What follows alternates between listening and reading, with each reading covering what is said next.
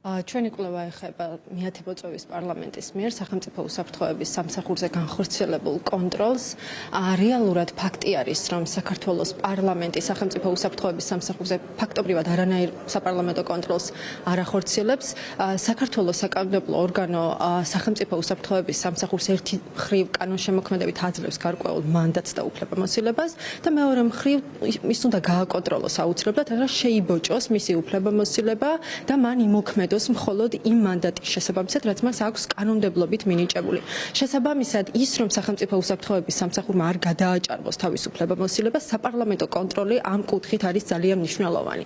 ჩვენ ვნახეთ მათ შორის 26 ოქტომბრის არჩევნებზე, რომ სახელმწიფო უსაფრთხოების სამსახური ერეოდა სწორედ 26 ოქტომბრის არჩევნების წინა პერიოდშიც და უშუალოდ არჩევნების დღესაც და რეალურად ვხედავთ, რომ მისი უფლებამოსილება იხარჯება და ის იყენებს თავის უფლებამოსილებას არა მიზნობრივად. ის იყენებს თავის უფლებამოსილებას მხოლოდ ერთი კონკრეტული პარტიული ინტერესებიდან გამომდინარე და მისი ფუნქცია დღესდღეობით სამწუხაროდ არ არის ქვეყნის ინტერესებს მორგებული. უსაფრთხოების სამსახურებს აქვთ ყველაზე უფრო მეტი რესურსი, როგორც წესი, რომ ადამიანის უფლებები დაარღვიონ. სწორედ ამ თვალსაზრისით უსაფრთხოების სექტორი, განსაკუთრებით სახელმწიფო უსაფრთხოების სამსახური ყოველთვის იყო დემოკრატიის კვლევის ინსტიტუტის განსაკუთრებული ყურადღების და ინტერესის საგანი.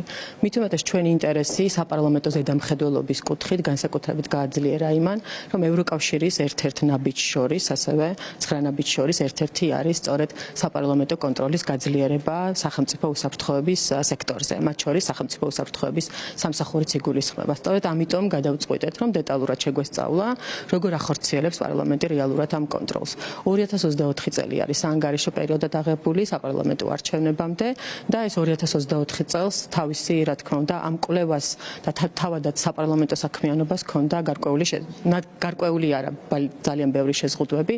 2024 წელი გვახსოვს რა ხდებოდა, განსაკუთრებით გაზაფხულზე, როდესაც პარლამენტმა მიიღო ეს რუსული სტილის უცხოური და გავლენის გამჭვირვალეობის შესახებ კანონი და გარეთ მიმდინარე პროტესტებმა ფაქტობრივად პარლამენტის პარალიზება